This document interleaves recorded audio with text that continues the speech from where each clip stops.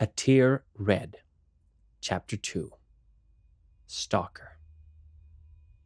Someone is following me, and they have made it very clear that they want me to know that.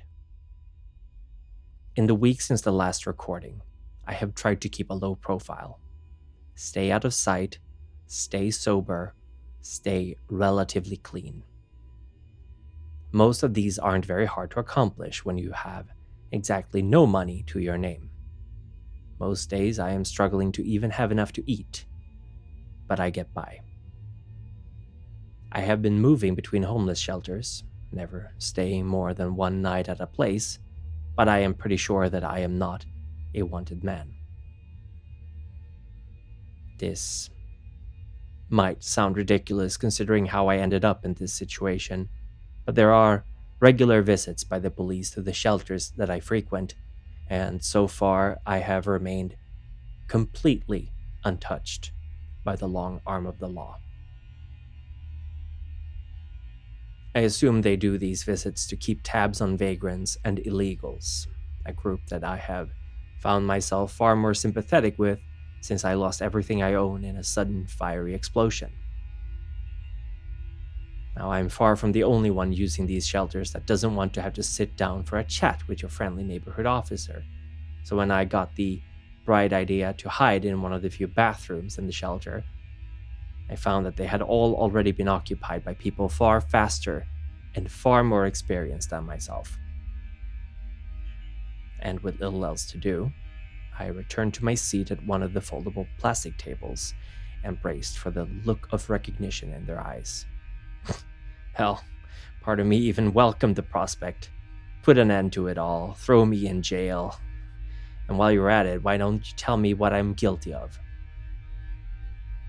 All the two uniformed men surveyed the cramped cafeteria where we had been enjoying our meager dinners for a while before they both moved forward in my direction.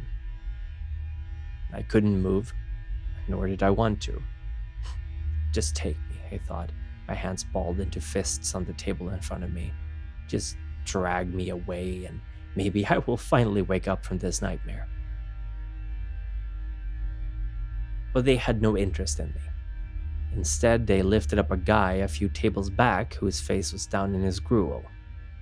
Sleeping or high, I had no idea, but as they dragged him outside, a string of Slavic curses bubbled out from between his cracked lips, and he made some token attempts to struggle from their grip. Like I said, it's been a week, and I've not even once spoken with or have been spoken to by the police.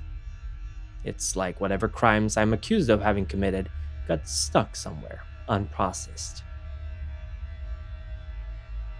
The thought hit me again yesterday. Maybe all of it was some kind of psychosis, and that I would find my things just the way I had left them if I'd gone back home.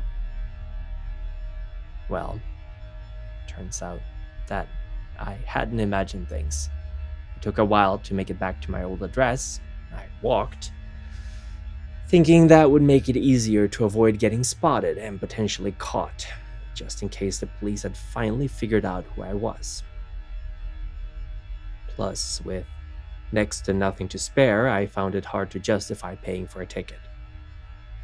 So, after a few hours, I once again spotted my old home and knew immediately that there was no point in going any further. The walls outside of my balcony were scorched black from where the fire had licked at them, and not a single window was intact. The small sofa and table that I had spent so many summers by, reading and sampling my homebrewed ale, had been reduced to blackened lumps completely unrecognizable.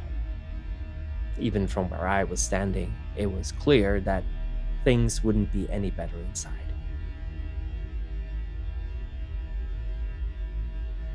And it was there, when I was thinking about what to do next, that movement caught my eye. I'm forever grateful that a perpetual lack of sleep had left me so exhausted that I didn't even react to it at first.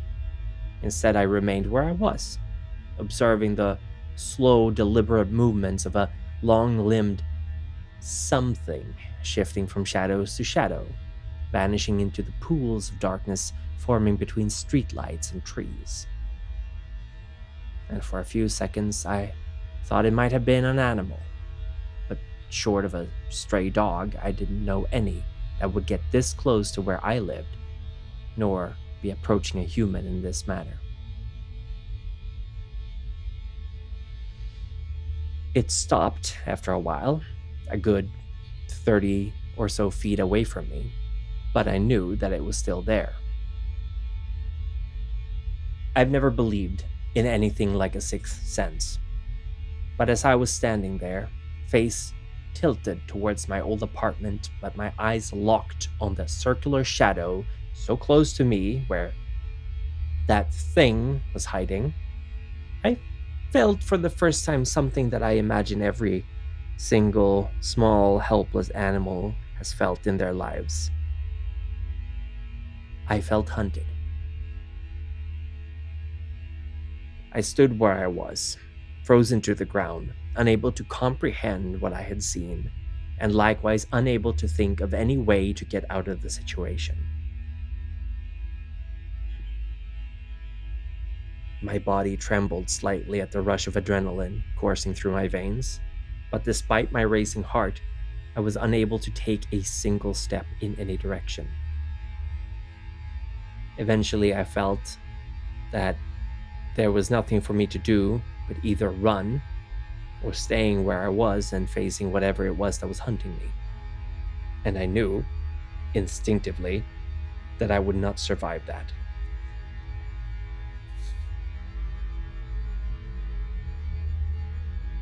But that choice, it turns out, was taken from me. It leapt towards me. I say it because even though it vaguely resembled a human, I could not make out any of the details that would confirm this. The thing had no features, no clothes, no hair. It was drenched in pure darkness, and from it came a sound that just as likely could have been made by a wild beast as by a human. I ran towards it, by pure instinct, but the choice saved me.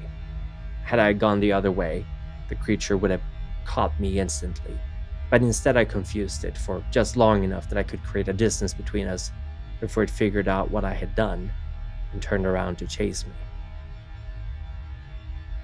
My mind was crystal clear as I was running, and every single choice I made I felt I could do with careful deliberation, as if time had slowed down. So when I realized I was running through a suburban area, not that late at night, it occurred to me to scream loudly for help. I never understood why they didn't do that in the movies. So my yelling and shouting showed immediate results, and I could see lights turn on in the buildings around me. So with a triumphant smile, I afforded myself a glance behind me. An idiot thing that would have probably gotten me killed if...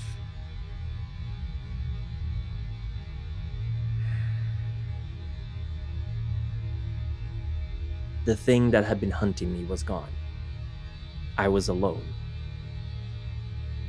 I made my way back to the shelter once I realized they would not be coming back for me, and this time I afforded myself the luxury and safety of a ride with the metro. I thought that would be the end of it.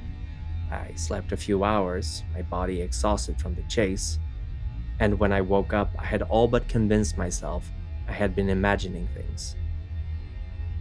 But I felt it again today. I felt that I was being hunted.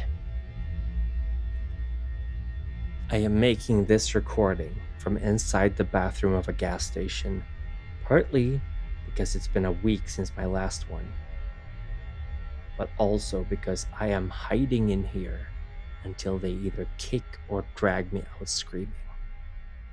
It is hunting me, and it knows how to find me. Talk to you later.